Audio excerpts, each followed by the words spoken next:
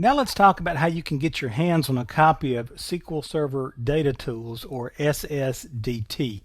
Now I mentioned in a previous video, I think it was entitled SSIS Basics, that when we do complex data movements or complex data transformations, we need to use SQL Server Integration Services. And Integration Services is available to us for the purpose of SQL Server, kind of in a new form this time around. I'll talk about this in the Visual Studio video, but it's available in a couple of different forms.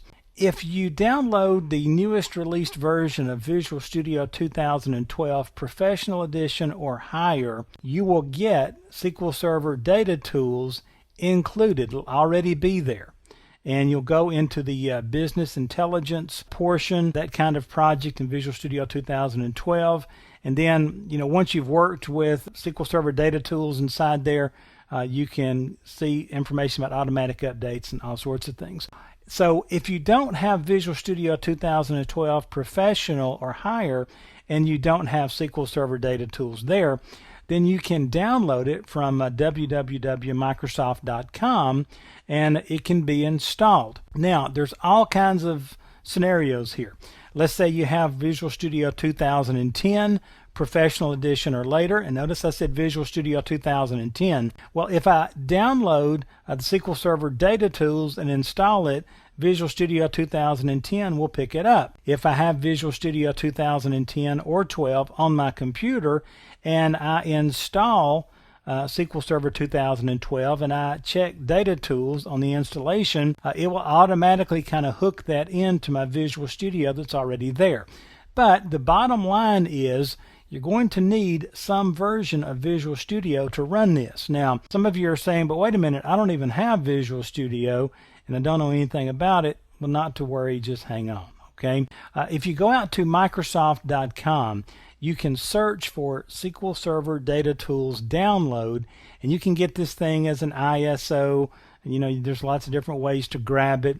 You can do an internet-based installation, just kick it off and then go find something to do, and I'll talk about more of that in just a minute. Now, what if I don't have Visual Studio installed, and I don't want to go through the hassle of installing Visual Studio because I'm never going to do any programming or anything like that? If I just download the SQL Server Data Tools from Microsoft's website and just kick off the install, if there's no Visual Studio there, it will install what's known as the Visual Studio Integrated Shell. This is kind of a stripped down version of Visual Studio.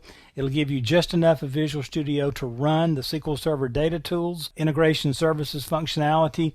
What it will do is it will download and install Visual Studio Integrated Shell first, then it'll download and apply Service Pack 1 to that, and then it will install SQL Server Data Tools into the Integrated Shell environment. If you go this route, though, you will not be able to do Visual Studio's programming languages in this environment.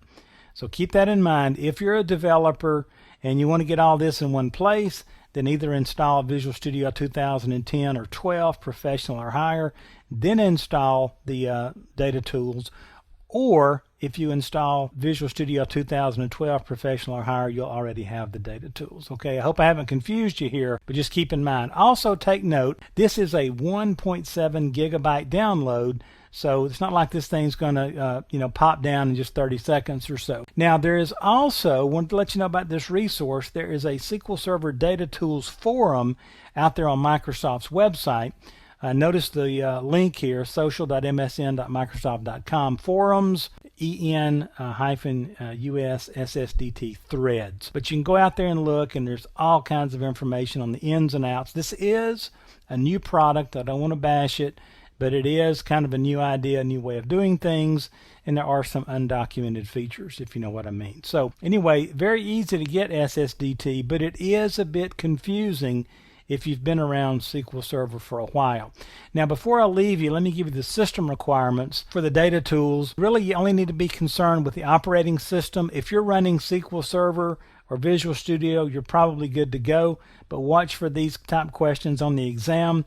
You basically need Windows Vista Service Pack 2 or above. Then you'll need Windows 7 Service Pack 1 or above if you want to go the Windows 7 route. You can use Windows 8 release to manufacturing or later, and it'll be way later by the time you see this. And then you can do Windows Server 2000 or later. Windows Server 2008, the different versions, Service Pack 1 or R2 or any of that stuff. And then, of course, you got Windows Server 2012 now. You can do that as well. So SQL Server Data Tools, it's a little different, can be confusing. I'm going to do a separate video on Visual Studio because this is so vastly different from prior versions. But that's kind of the bottom line on getting your hands on SQL Server Data Tools. And we're going to use this to build those complex data transformations.